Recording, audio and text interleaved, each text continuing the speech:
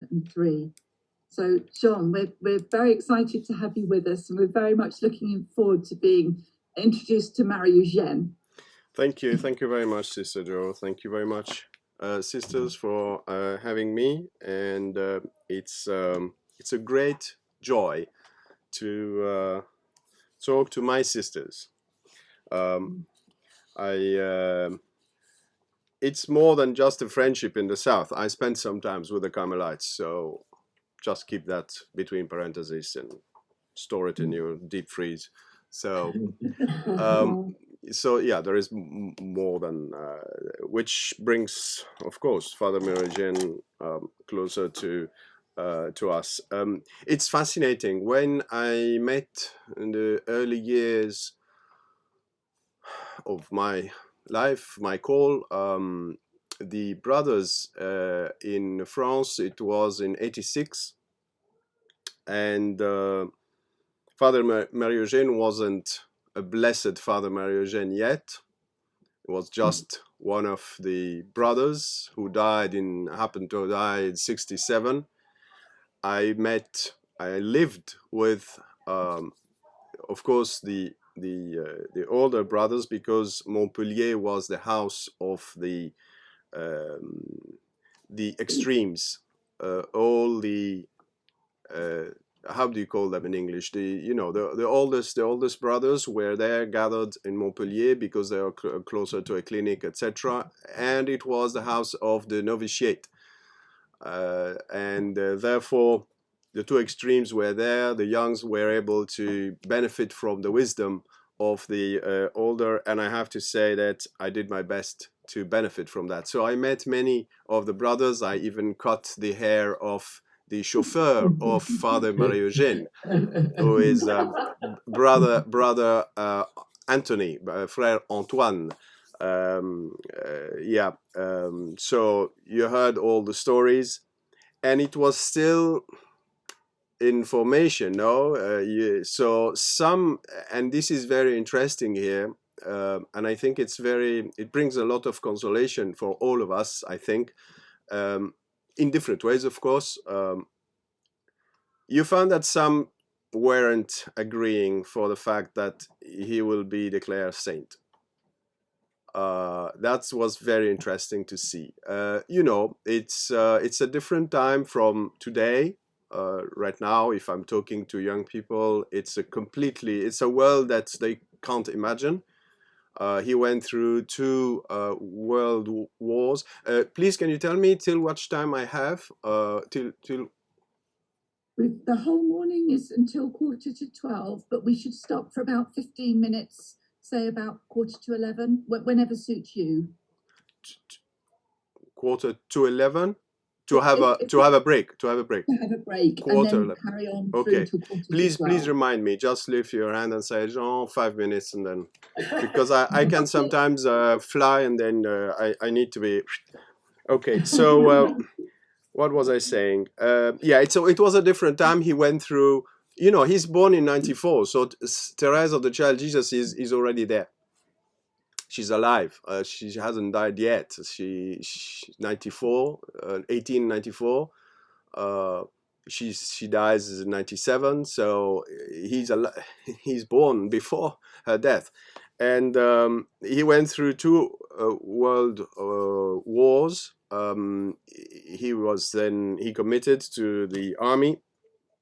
He commanded soldiers, hence the temperament, also the roughness, the toughness of the war. The First World War was really, really tough. So it's a lot of struggles, plus all what precedes that, which is the difficulties in his life when his mother disagreed with him. She didn't want him to join the Carmelites, etc. So all this, plus the type of people we had before, and I knew both, by the way. I knew in my personal experience, I knew both types of people. The people who sort of belonged, I would say, a little bit before Second World War, as temperament, as a way of dealing with religious life, etc. You know, obedience was like military. You go right, you go left, you obey, don't discuss, etc. I saw that with my own eyes in certain places, not everywhere. And of course, we have now a completely, we live in a different world. So it is a little bit difficult to understand also, even though he's very close to us. He died in 67. So I was 5 years old when he died. So he was like very close to us, but in the same time, he belongs to a different time. Even in his writings, sometimes the way he writes, you wouldn't write today, no?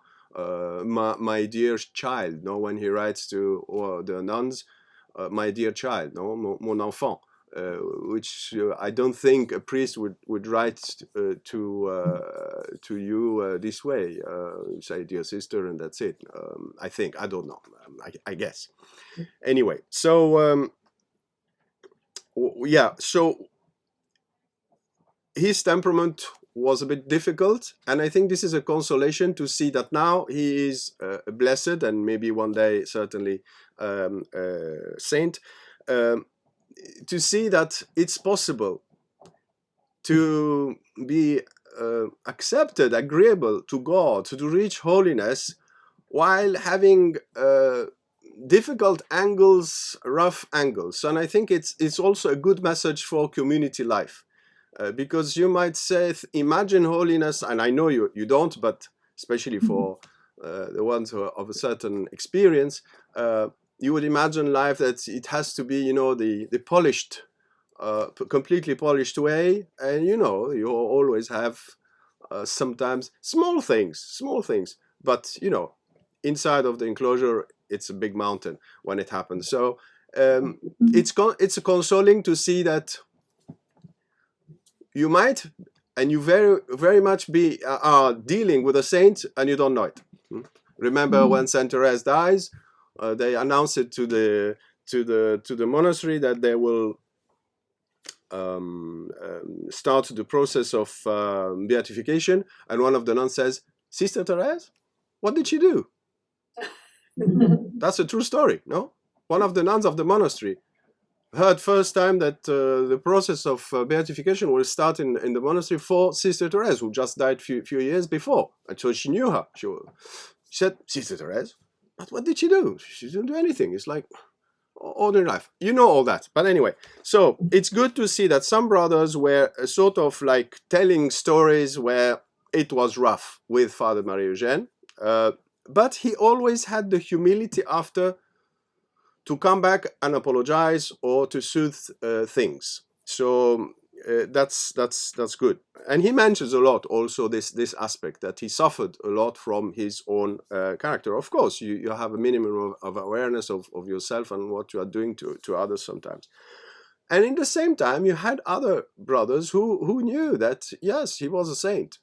My master, Father Louis Guillet, who was initially, in the beginning, he entered after him. He's a bit younger, slightly younger.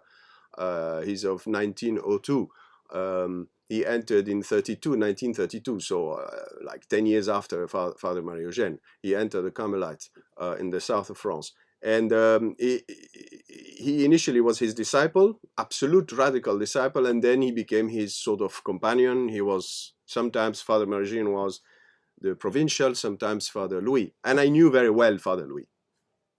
I know things that I don't think I'll be able to say one day, because these are personal things about their dealings together. But very useful, because it helps understand reality. We want real spiritual life. We don't want spiritual life out of our imagination or brains or whatever. So Father Louis was convinced. He said, you will see him, despite the fact that, well, he had few things to say, but he said, you will see you. He was talking to me. He died in 92. So he said, you will see him on the altar. In French, we say that. On the altar means like saint. À l'autel, which means like part of the prayer, no? The prayer, the official prayers of the church. So you see, you had both of the opinions, and I think that this aspect is very important to understand that yes, holiness is there. Yes, we will talk about the Holy Spirit. He talks about the Holy Spirit, etc. And God deals with us not an imaginary us, but who we are. And the more we go deeper, and this is his teaching now, I'm moving on to his teaching, the challenge is to accept our poverty, our limitations, and to go even deeper. Remember when one of the nuns, the novices, says to Saint Therese of the Child Jesus, "Oh, I'm very excited. I want to reach the top of the mountain." Saint Therese replies and says, "No, it's about going down, going deeper and deeper." So that's the reality. In order to sort of be more docile to the work of the Holy Spirit, and it's a long journey, and I will go into more greater details now. The work is to not only accept ourselves, but to go even, to allow God to go deeper and deeper in us, purify us, reveal us to ourselves, and in the same time reveal his mercy, because we wouldn't be able to bear the vision of ourselves. That's the teaching of Father Marie-Eugene, but that's also the teaching of all the saints of Carmelite saints. Now, you said, did you bring anything? I said, no, I didn't bring anything, like PowerPoint or any handout or anything. Why? Because simply, I think that we should constantly go back to his writings. And the writings, I guess you have them, at least you have one copy in your monastery, which are these two volumes for now. We hope that one day we will have a better translation. So I Want to See God, I Am the Daughter of the Church. This is the early version. It was in 2 volumes, and now from many years already in France, we have only 1 volume. This is the last edition. It's in 1 volume, very, we call it Bible paper, which is very, very thin. It has everything inside. Very good introduction, etc. So we hope that one day we will have the English, a better English translation. So for now, what I consider important is to come back to his teaching. It took him more than 10 years to write this book in the middle of a lot of occupations, because, as you know, I don't want to lose too much time into telling his story, what he did, etc. I will just maybe talk about a few things maybe that are more interesting for you. So it took him more than 10 years in the midst of when he was in Rome as a definitor, you say, no? Like with the general, one of the right hands of the general. And of course, he used a lot of his retreats and conference and talks that he had already. We know that. We can trace the history of course, of the formation of I Want to See God. In French, we name it I Want to See God. The 2 volumes is only one, and it bears the title of the old first one, which is I Want to See God. Inside of the volume, of course, you have the new section, the new part of I Am the Daughter of the Church. Now, I think it's important to come back to this teaching, because there we find his soul. It is true that we can talk forever about many things. We can talk about the foundation he had, which is the Institute of Notre Dame de Vie, Our Lady of Life. It's fine, but I think it's better to come back to his teaching. I would like just to mention a few things for you as nuns, to be able to even be more aware of who he is, because sometimes when we read him, and that's the temptation, that's the risk, when you read a book like this one, you have the impression that sometimes that he's talking too much about ministry, apostolate. And you say, okay, fine, but what I'm not doing apostolate. I'm inside of the monastery. Is this for me? How can I translate this for me? So that's a little discernment that should be made, and I will talk about this a little bit. So, Father, I'm sure you know it, but I need to remind this point, because this is very important. At that time, we didn't have the federations. When Father Marie-Eugene started his Carmelite life, the federations didn't exist. It's Pope Pius XII, if I'm not wrong, who pushed him and sent him as his representative in France first to visit all the monasteries. And you need to know that's very particular to France. The brothers and the sisters haven't met from day one, because that's the history. The one who brought the Carmelites is Cardinal Pierre de Bérulle, who is just a cardinal, not a Carmelite. So the history of the nuns and the Carmelites, the nuns and the brothers were parallel a little bit. So when Father Marie-Eugene, as a Carmelite, went and visited all the monasteries, I think more than 140, I think 142, if I'm not wrong, at that time, glorious time. Now, I don't know how many we are. Sorry. The nun said, first time ever we see a Carmelite. So that's a specific case of France. Now it's not anymore the case, but at that time it was new. And thank God, he had all the guns, I would say. He had all the machine guns, all the capacity to... And he was on fire already. Very much taken by the three saints, Saint Therese of Avila, Saint John of the Cross, and Saint Therese, in different ways. Remember, I will talk about Saint Therese again, but just to mention this issue. So he visited all the nuns, very tiring to visit all the monasteries. Then for the canonization of Saint Therese, remember also he visited, he offered 8 triduums for the occasion of the canonization of Saint Therese of the Child Jesus in 1925. Now, thereafter, when the federation's idea came, he was sent again to work to create the federations. So for the first meeting, which happened, and there is a picture of that meeting, it's an amazing pictures, because you have all the Carmelite nuns who were present, of course not the Carmelite nuns of all the monasteries, the prioresses, and maybe sub-prioress or something like that, were there gathered at Lisieux. It's a beautiful picture. You see all the nuns there, in a great number. And that was the first time ever. I think it's 53 if I'm not wrong. 52, 53, something along these lines, if I'm not wrong. Maybe before. So he was there. He is the one who took care of all this work. Very tiresome work, and he was behind all this effort. And sent directly by the Pope himself. One little story here that you might find in some books is after the Second World War, you know, many men died, etc. Pope Pius XII said that he wanted to ask the Carmelite nuns and other contemplative nuns to have some apostolate ministry.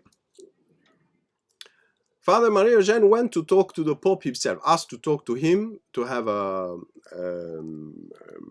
I forgot the expression, what's the expression? Audience, yes, thank you. He asked to have an audience with Pope Pius XII, and with all respect to the Pope, he objected. He said no. This is not written in some books, written in others.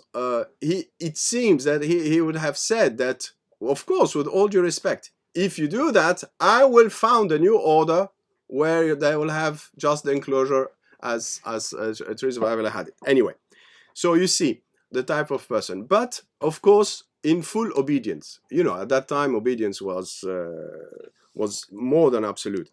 So of course the Pope, the Church, I mean we don't play with these things. So this shows you that despite why I'm saying this story. Because when you read him sometimes, you have the impression that he's a man on the streets, on the roads, and he's trying to evangelize, which is good. He created an institute to be in the world and evangelize, spread the Carmelite spirituality in the world. That was his aim. He was on fire for the Carmelite spirituality, and he wanted it to be there everywhere. So we might then misread him, especially if we are a Carmelite nun, and say, okay, but what does it make? What does it give me? This thing, I'm not exactly that. No, I want something to feed me. So we need to be very careful. Okay, so remember this. And when you read I want to see God, you can perfectly read it without any hesitation, because it fills you completely. And you need to understand also that he constantly has a centeres of the child Jesus present in front of him. Remember, his name is Marie-Eugene of the child Jesus. His name is not something else. So child Jesus referring to centeres. Now, the Holy Spirit, because I'm going a bit astray. The the motto of Father Marie-Eugene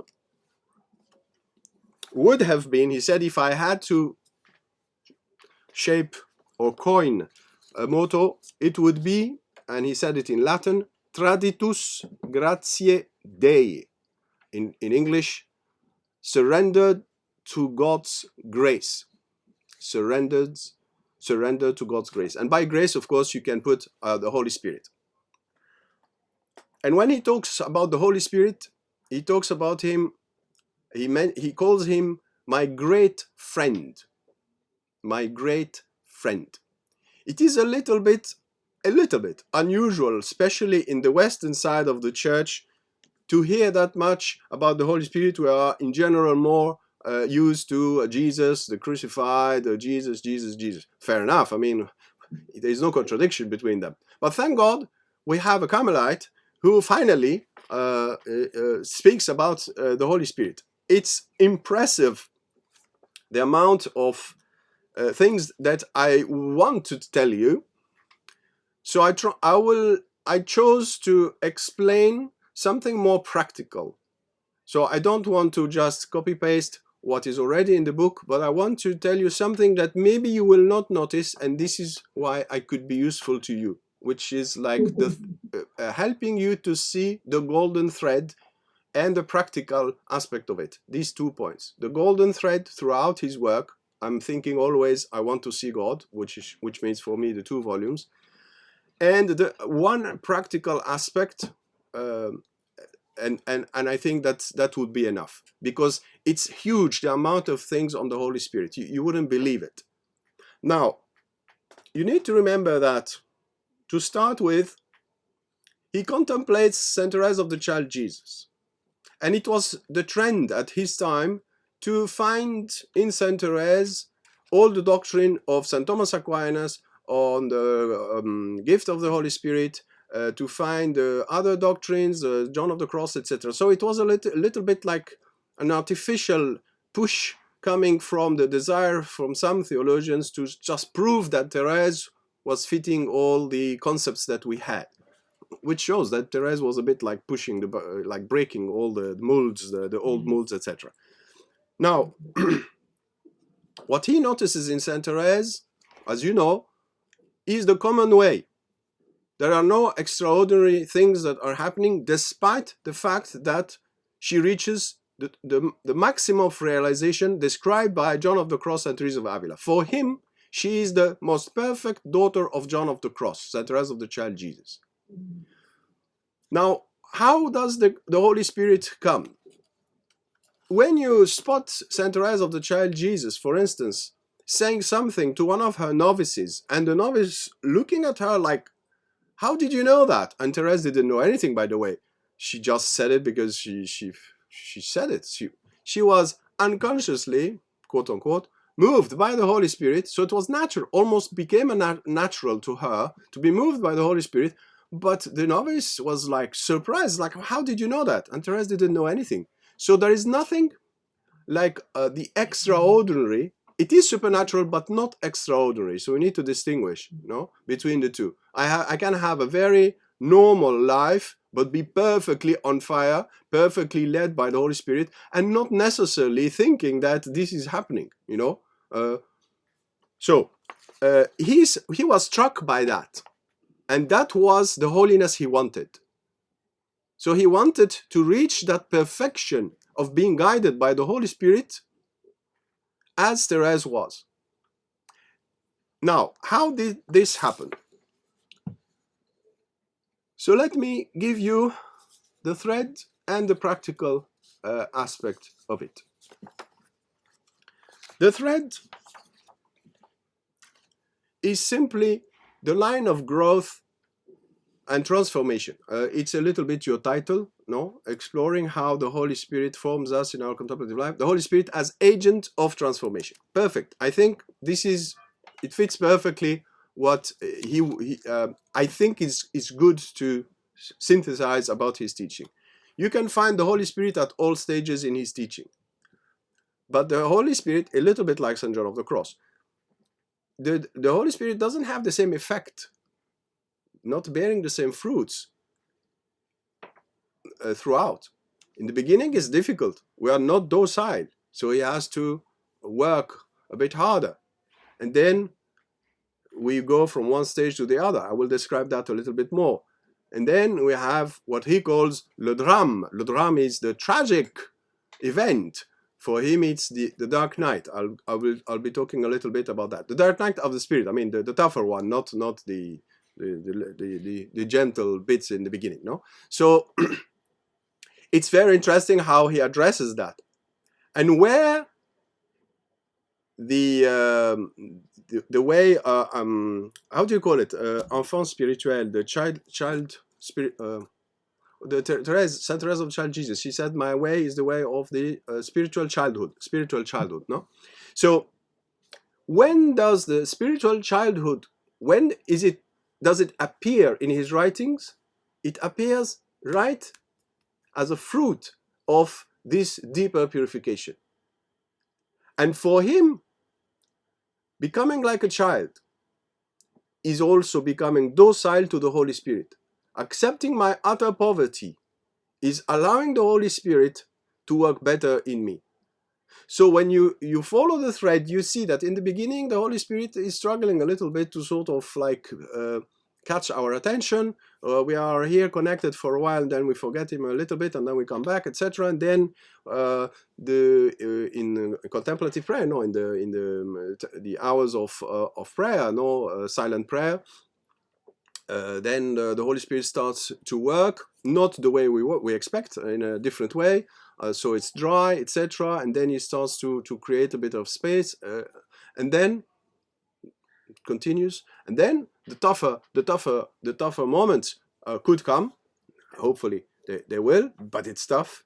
He calls it the tragic, le drame. The title in French is le drame. Drame is tragic, the tragic event, le drame. He dedicates a lot to it, including a lot of psychological approach with great finesse, something you can never find in any other contemporary, not contemporary, any other previous books, because he was very attentive to all the development of psychology, very advanced man to paying attention at Avon, at the monastery, the Carmelite monastery of the brothers at Avon. They had a lot of conferences. They would invite psychoanalysts, psychologists, philosophers, etc. And they discussed these issues of the night, etc. So he had a lot of a wealth of information also, and conversation, discussions, and of course discernment on all that. And we know how difficult it is sometimes to discern, even from the time of Saint Teresa of Avila. When you read her, I don't know, chapter 11 in the book of her life, you know, she talks about you need to discern. Is it coming from the body? Is it coming from the mood? Is it coming from God? Is it coming from the devil? I mean, it's not straightforward. Discernment is needed. So you see that finesse also in act in his description. Now, all this leads us to what? To being purified, allowing then the way we act and we react with God to move from a human way to a divine way. The Holy Spirit deals with us initially in a human way, adapting himself to our way. Then he wants to lift us, to transform us. So we move to a divine way. But to move is drastic. The change is drastic. Then we reach that sort of poverty, utter poverty, acceptance, and living with this poverty. Remember, Therese, she says, the greatest grace you gave me, God gave me. She says that, I think, in the beginning of manuscript C. is to reveal to me my utter nothingness. No, you gave me a lot of graces, but this grace is the greatest one, she says, and I keep it, I treasure it inside of. She talks about herself like a flower, so she says, I treasure it deep in the heart of the flower. But that's the liberation. That's new freedom. That's being poor, but also like more like a child, in the sense of total trust and being docile to the actions of the Holy Spirit. And then the fire increases. You need to read the last pages on the Holy Spirit in I Want to See God, which is I'm the daughter of the church for you. Toward the end, the description that Father Marie-Eugene makes of the action of the Holy Spirit. Of course, he draws a lot from John of the Cross, because the great master here is John of the Cross in the Living Flame, especially. I mean, I don't think we have greater than that. So it's the what is happening in the human being is amazing there, and it is described by Father Marie-Eugene.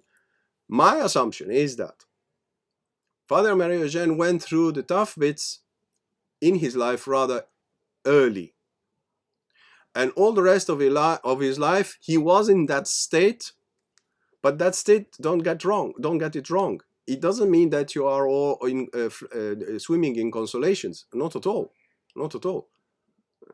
So he experienced the power of the mercy of God, as he says. He experienced this commitment and attentiveness to the Holy Spirit, and I think for a long time. He was led more by the Holy Spirit. So I would say, like, the Marie-Eugene we know in his life is rather the one who is described toward the end of I Want to See God rather than before. But we need to be careful, because we can't start only with the end. We can't deal only with the end. We need to see all the journey, how we are led to that. So now going to a more practical side. At a certain point, and I need here all your attention, please, he considers, despite the little changes, a little move in the expressions, but he considers that the deep action of God, this ray that John of the Cross calls this ray of love, of the ray of knowledge and love that God gives us during the prayer of the heart, during contemplative prayer, mental prayer. How do you call it today in your monasteries? What is the preferred word? Because in Spain is oración, in France is oraison, but in English you need two words. Which one do you say? I think we'd go with contemplative prayer. Contemplative prayer. The 2 hours is contemplative prayer. Okay, thank you. So he is deeply convinced that the Holy Spirit is given during the contemplative prayer, but with certain conditions. That's classic Teresa of Avila. He didn't reinvent the wheel. It's all there from Teresa of Avila. Now, he calls it sometimes the wisdom of love, very often the wisdom of love. Initially, in one of his early retreats, and I have a transcription of it, so we are talking 1935, so that doesn't appear in I Want to See God. He directly says it is the Holy Spirit. I personally prefer this interpretation.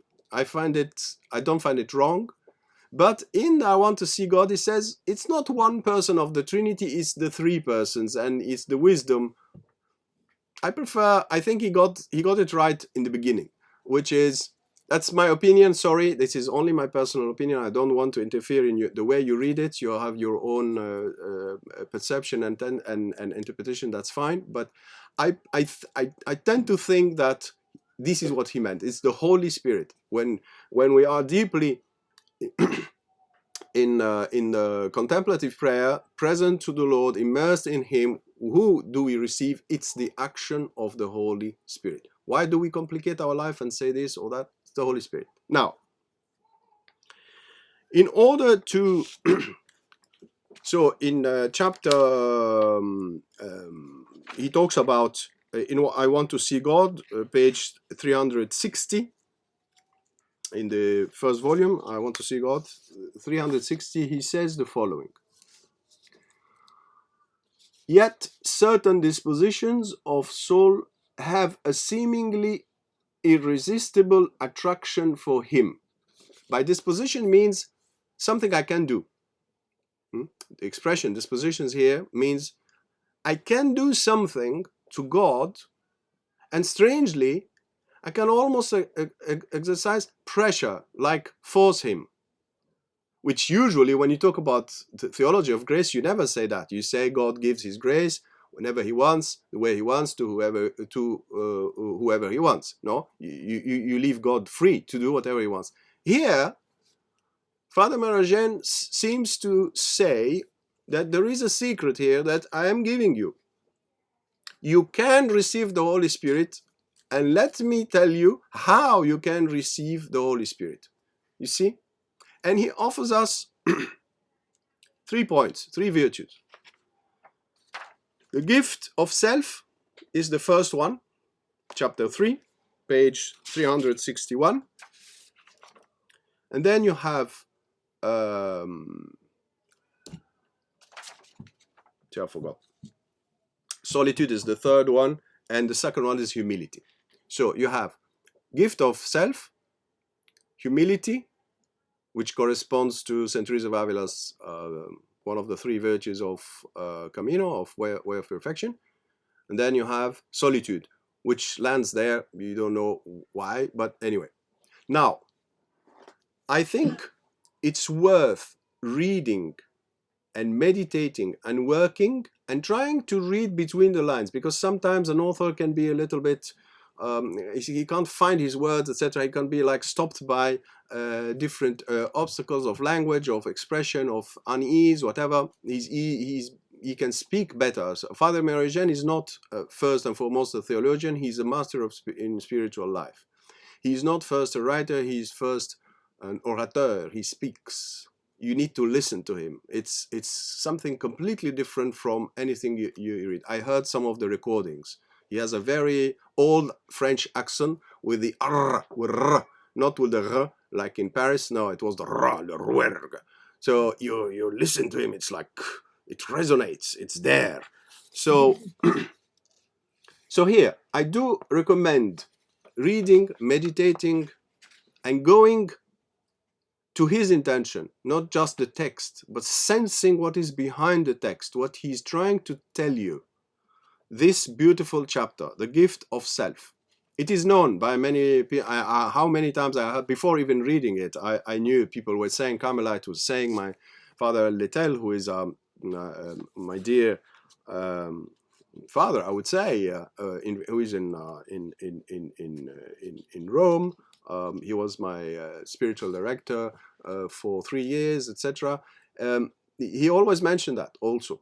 Not him, but it's even written in books that this chapter is very known. Why? Why? Because he's giving us a secret. He's giving us a way to attract the Holy Spirit. How can I attract the Holy Spirit? And you discover that he's constantly, with St. Teresa of Avila, commenting Way of Perfection, the golden rule of Way of Perfection. You want him to give himself to you, you need to give yourself to him totally. So it's in a way a commentary of this the golden rule of Way of Perfection. If you are familiar with a Way of Perfection, have a synthetical understanding of the 2 parts of it, the 2 big parts of it, the 3 virtues in the beginning, then finally starting to talk about contemplation, which was initially the goal. No, when they asked her, please, can you write to us about contemplation? She spends almost half of the book talking about something else, the 3 virtues. So you wonder, it's like, aren't you focusing? Please talk to us about contemplation. No. She said, I am laying the pieces of the chess. No, I'm preparing in order to sort of attract him. How can we attract God? So it's possible. And the rule, the golden rule is the gift of ourselves. And this is the key, because you know the story of Teresa of Avila herself, no? How it took her 20 years to understand that her heart wasn't totally given to the Lord. She was happy to sort of have these contacts here and there, etc., and then talk to these gentlemen and about spiritual life, etc. Nothing bad, huh? Nothing bad. Don't fly too much with your imagination. There's nothing wrong in that. There's no sin. This is why Nobody fished it. No priest was able to see it. It's only one or two who saw it, and too late. After 17 years, she was practicing the contemplative prayer for at least 15 years. You see, so practicing contemplative prayer without the gift of self, you wait for 15 years like Teresa of Avila. You don't receive this shower of graces. You see, so that's key, and he sees that and explains it and offers it to us as almost, I would say, a secret. The word secret is mine, it's not his. So in French he says, there are some dispositions that exercise. I'm translating more literally than the English I have in front of me. This is a photocopy of the English, okay? In French it says, exerce sur sa miséricorde une attirance quasi irrésistible. So there are dispositions that exercise. So it's like creating an influence here, like pushing. Une attirance, an attraction. Quasi irrésistible, almost irresistible. You can be almost irresistible to God or to the Holy Spirit. By doing what? Of course. That's the master's. This is a master of spiritual life talking. It's not just a theologian. I'm talking about his book, no? It's him. He knows that by experience. And he knows how slow we are, how it takes us time. This is why he takes an entire chapter to explain to us various aspects of the gift of oneself. The first aspect is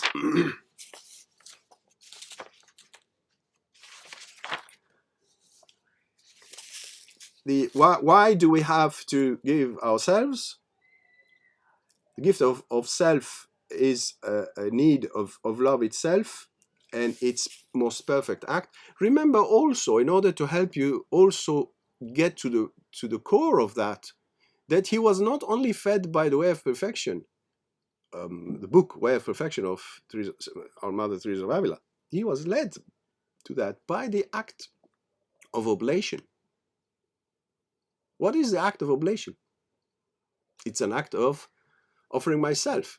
And you have the strange word put by Therese here, Holocaust. And what is the victim of Holocaust? Holocaust means and my entire being, without any reserve, without any restrictions, unconditional gift of myself, you see, or oblation of myself.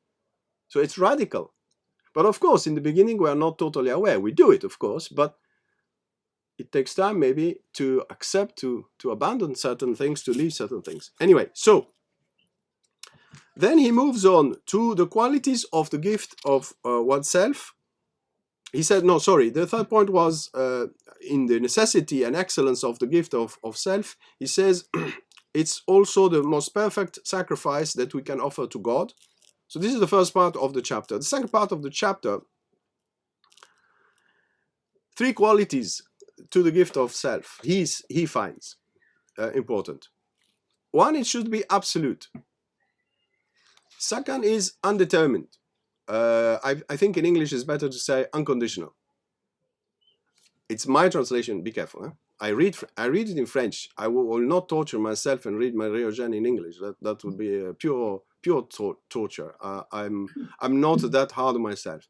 I should, but I can't. It's difficult. I prefer to hear his voice. I prefer to hear what he says than try to say it to you with my poor English. So it is absolute. So taught everything. I'm giving everything. You know. Unconditional and repeated. He knows very well that it takes years, not only 1 day, 2 days, few years to do it, to achieve it. Think of Teresa of Avila and what she says. Now, one observation. He was talking to, I think, with his brothers. He was commenting on the day of the solemn profession of one of the brothers or something. He was, anyway, commenting on the solemn profession. And this is very much him. He said, that's very easy to give oneself to God this way. It's like, You reach a point after many years of formation. That's the big day. It's fabulous. You are giving everything. So of course the grace of God is working, and it's a huge achievement, of course. But he says that's very easy. So what is then the challenge? He said, oh, the challenge is to be faithful to your own grace, to be faithful to the actual presence of the Holy Spirit in you. That's completely a different challenge, a different deal, a different game. I can offer myself, but he says 2 minutes after you get back everything. No, you get all your. Teresa of Avila says it. I mean, he's not the first one to say it. No, you get back everything. But if you are determined to pay attention to the Holy Spirit on every second, so he doesn't leave you. Crucified, no? This is me talking, not him. No? That's a different deal. And he calls it, apparently toward the end of his life, I found that because of the preparation for this talk, that apparently one day he talked about his greatest sin. Father Marie-Eugene talked about his greatest sin. So you wonder, what is the greatest sin of Father Marie-Eugene? I found this in this book. I don't think it's translated into English. It's from Georges Hubert. Georges Hubert was a journalist in Rome, and this is where he met Father Marie-Eugene with his wife. He's a married man, lay person, and he wanted spiritual direction from Father Marie-Eugene. Father Marie-Eugene said, no. He didn't want to give him spiritual direction. The gentleman begged him. He said, okay, I have one condition. If you want spiritual direction, you have to practice 2 hours of prayer of the heart, of contemplative prayer every day. That was the condition. Imagine, for a lay person. Crazy. That's Prophet Elijah amongst us, no? Father Marie-Eugene. Now, so this is the gentleman here writing the book. So he came out of it still alive. And the title is Un témoin de la foi, a witness of faith. Father Marie-Eugene. So it's a French. It's which year? 1994, the one I have in my hand. Anyway, doesn't matter. So one of his confidants, which is like a secret, a personal secret,